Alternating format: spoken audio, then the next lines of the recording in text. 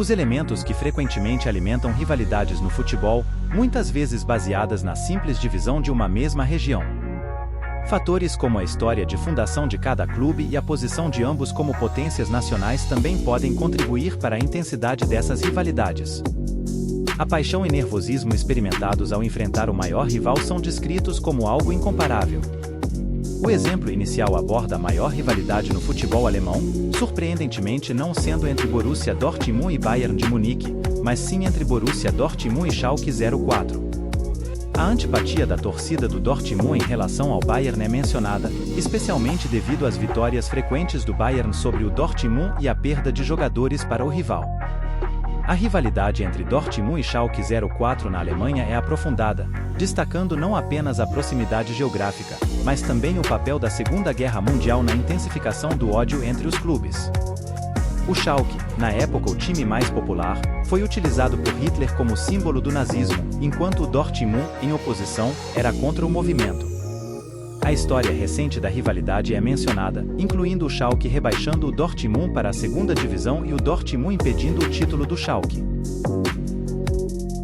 Em 2017, o Borussia Dortmund abriu uma vantagem de 4 gols, mas viu seu rival, o Schalke 04, igualar o placar com um gol marcado pelo brasileiro Nado nos momentos finais.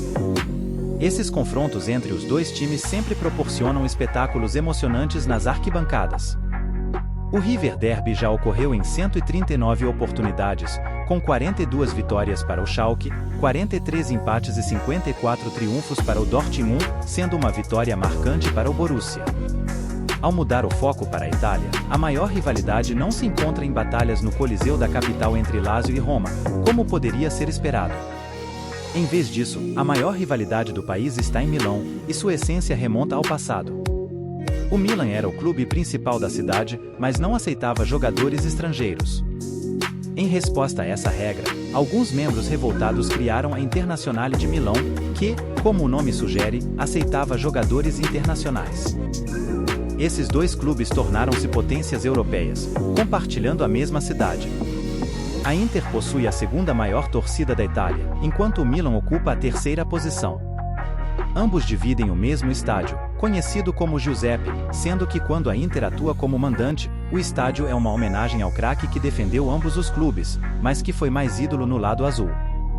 Por essa razão, o Milan se recusa a usar o mesmo nome e, quando joga no estádio, o chama de San Siro, em referência à região onde está localizado. Os dois clubes estão curiosamente empatados com 19 títulos nacionais cada. Participaram das semifinais da Champions League, inclusive a última edição, tornando Milão a primeira cidade da Europa a ter 2 campeões da competição frente a frente. Ao longo de 224 River Derbys, observamos 68 empates, 84 triunfos para o lado azul e 72 para o lado vermelho.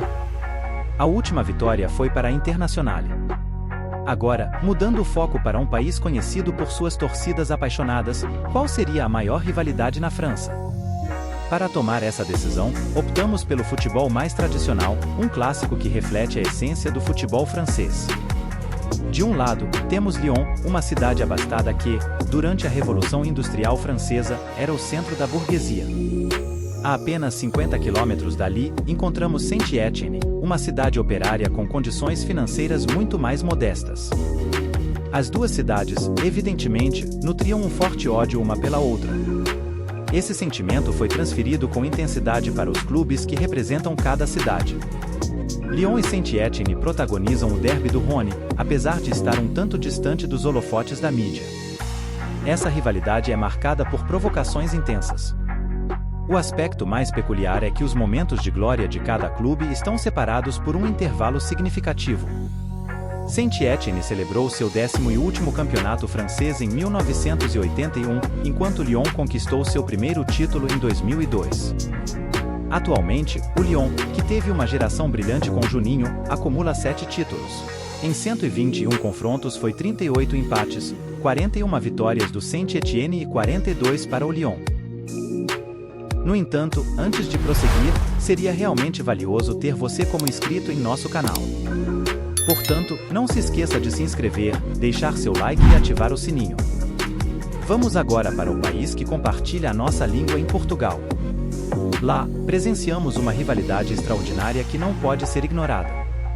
Estou falando do confronto entre Sporting e Benfica, simplesmente os dois times dominantes da capital do país. No entanto, vamos além da influência de uma única cidade para entender a rivalidade que representa regiões distintas. De um lado, temos o Porto, representando o Norte, uma região famosa pelos melhores vinhos e pela icônica francesinha. Do outro lado, temos o Benfica, representando o Sul, uma região conhecida pelas melhores praias e pelo delicioso pastel de Belém. O clássico entre Sporting e Benfica vai além dos confrontos fora de campo. Dentro das quatro linhas, testemunhamos o embate entre as duas maiores torcidas do país, dos dois clubes mais vitoriosos nacionalmente e dos únicos times portugueses que conquistaram a Liga dos Campeões. Essas equipes proporcionam jogos magníficos e históricos, nos quais a rivalidade só termina quando o árbitro apita. Historicamente, ao longo das 254 partidas oficiais, houve 91 empates, 62 triunfos para os Dragões do Porto e 101 vitórias para os encarnados do Benfica. Agora, vamos nos dirigir ao maior clássico do mundo. E, é claro, se estamos falando da maior rivalidade do mundo, precisamos ir para a Espanha. Você tem noção de como somos afortunados por ter vivido a maior era do El Clásico, com Messi de um lado e Cristiano Ronaldo do outro. Esses dois jogadores servem como uma amostra perfeita para compreendermos a magnitude do El Clásico. Os clubes possuem DNA vitorioso, ídolos históricos, treinadores lendários, participam de partidas decisivas e conquistaram títulos continentais. A hegemonia de ambos dentro de campo já traz uma faísca para a rivalidade, mas o que intensifica o ódio entre eles vai muito além das quatro linhas. O Real Madrid representa a realeza e está localizado na capital do país, onde a força espanhola está centralizada. Por outro lado, o Barcelona está na Catalunha, com uma cultura totalmente diferente da Espanha, uma língua própria e uma luta diária pela independência. Esses dois clubes não apenas disputam troféus nos gramados, mas também estão envolvidos em rivalidades políticas. Havia todos os ingredientes para ser um confronto diário.